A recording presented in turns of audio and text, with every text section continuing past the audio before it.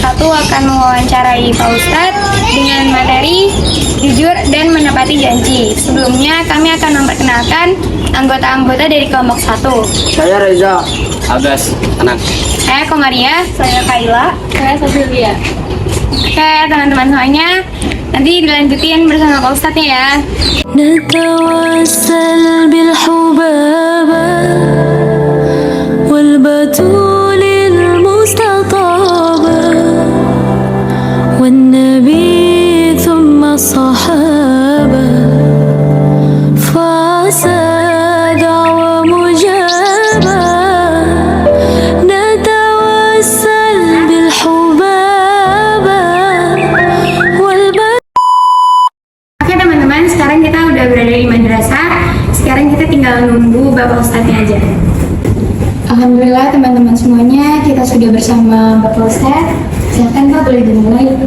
Sebelum kita mulai, kita bacakan suratul Fatihah. Mudah-mudahan kita diberikan oleh Allah Subhanahu wa taala, diberikan keridhaan dan diberikan ilmu yang bermanfaat dunia sampai akhirat. Amin. Ala hadiniya wa kulli niyatin sholihah ila hadratin Nabi Al-Fatihah. A'udzubillahi minasyaitonir rajim. Bismillahirrahmanirrahim. Alhamdulillahirabbil alamin arrahmanir rahim maliki yaumiddin. Iyyaka na'budu wa iyyaka nasta'in. Ihdinas siratal mustaqim. Siratal ladzina an'amta 'alaihim ghairil maghdubi 'alaihim waladdallin. Jadi gini Pak, pengalaman saya, teman saya kan minjem duit sama saya 100. Dia janji balikinnya besok, tapi dia belum balikin sampai sekarang. Ya itu namanya ya mudah-mudahan gimana ya, kalau kita janji itu harus ditepatin ya, harus ditepatin karena janji sama dengan utang. Kalau kita janji, biar janji waktu, janji apa aja itu sama dengan utang. Nanti di akhirat insya Allah ditagih sama Allah SWT, juga akan ditagih ya, karena janji kita harus tepat. Apalagi utang, kalau utang itu udah sampai di akhir sampai meninggal tetap di bawah. Maka dari itu kita jangan sampai kita janji-janji kalau nggak bisa nepatin ya. Iya. Kalau umpama nggak bisa nepatin ya paling insya Allah ya.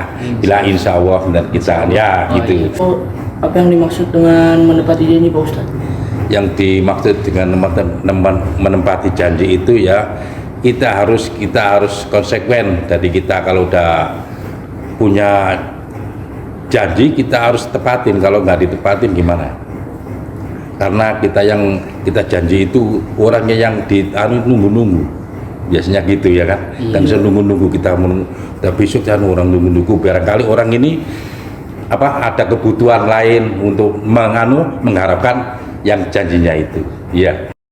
Ustadz, apa itu kelebihan dan kekurangan menepati janji Pak Ustadz? Kelebihannya itu insya Allah kalau kita nepatin janji, insya Allah kita dilapangkan rezekinya, mudah-mudahan kita ya kan. Kita soalnya kita menepati janji.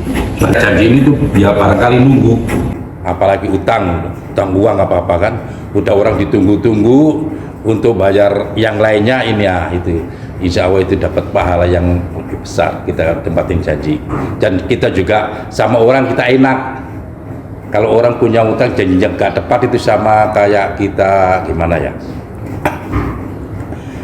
kayak saya ini kalau punya janji terus nggak ditepatin, kayak kita nutup jalan ya. Kalau kita janji belum utang nggak dibayarkan, nutup jalan, takutnya ketahuan ya, takutnya ketahuan yang punya, yang ngutangin, ntar kita ulah gitu. Makanya kita kalau punya janji kita harus ditepatin. Takutnya kalau kita nggak tempatin, kita nutup jalan kita sendiri.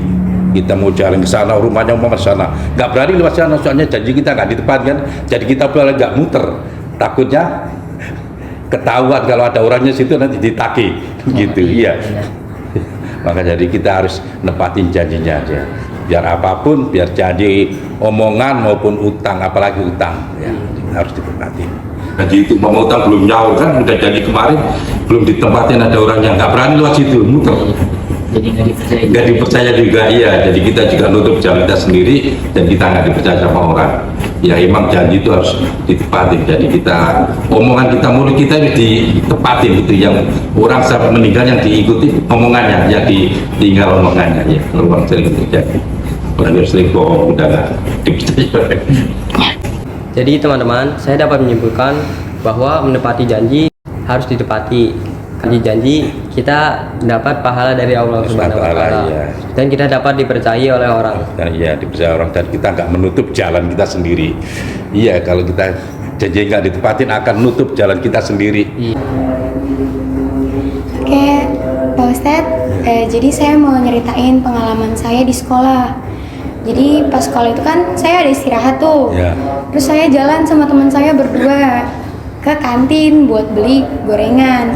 Satu gorengannya itu harganya 2.000. Teman saya belinya 2, tapi dia bayarnya Ngambil satu. Iya. Iya. Nah, Pak Ustadz, menurut Pak Ustadz tuh itu gimana sih? Itu kalau kita nggak, itu namanya nggak jujur ya. Kalau udah dia ngambil, mau beli satu ambil 2. Itu ya, aduh, itu ya gimana ya? Itu nggak jujur sekali itu.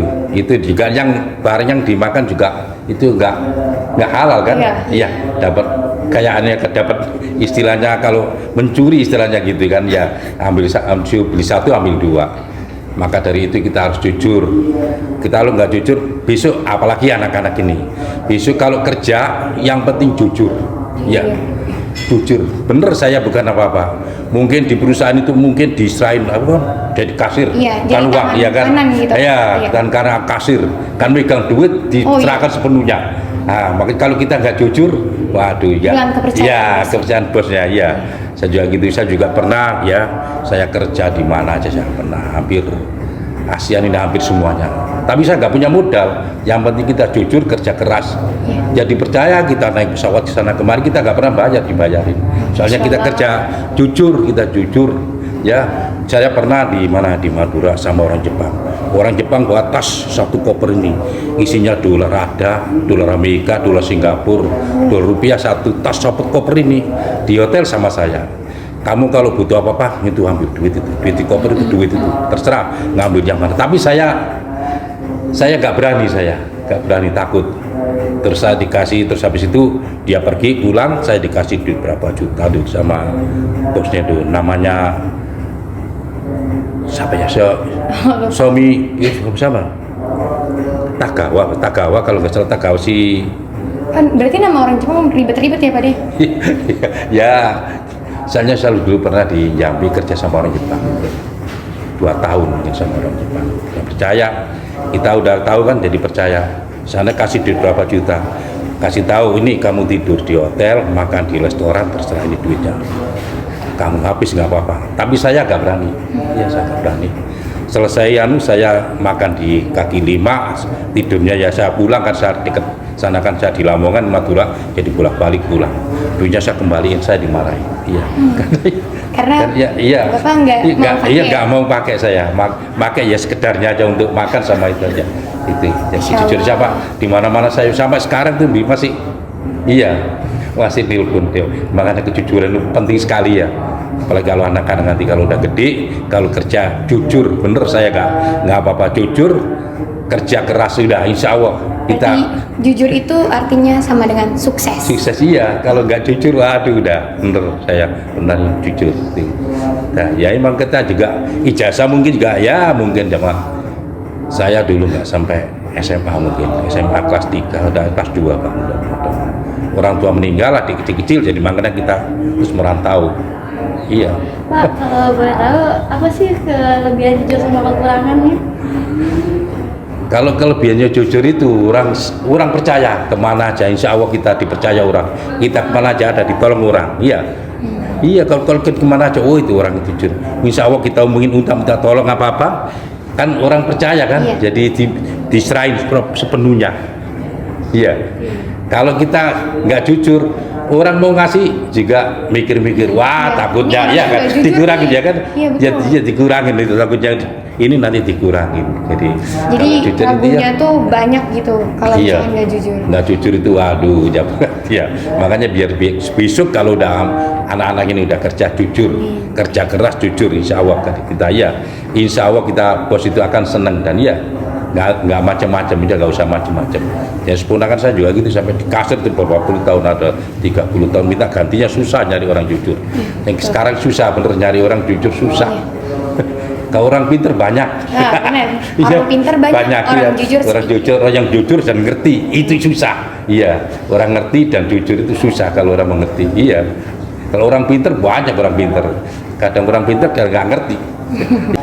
Oke, jadi kesimpulan yang bisa kita dapatkan dari Pak Ustadz adalah dengan kita berperilaku jujur, kita bisa mendapatkan banyak kepercayaan dari orang-orang di sekitar kita.